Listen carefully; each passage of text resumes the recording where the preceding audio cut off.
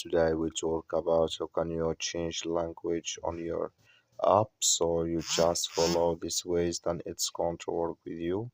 So all you have to do, so you just go down. So you click in this sign down here. When you just click on it, it's going to do for you a list like this here. So then all you have to do now, you just go down here. You keep going down, then you click here on settings. When you just click here on settings, it's going to take you to this list. It's going to show for you like this here. So then all you have to do now, just click here on language here, and here can you select language in this list. So that's all you have to do here to change your language. I wish now you I get it. So you just follow these ways, then it's going to work with you. That's all. Thank you for watching. Don't forget to support us by liking, subscribe.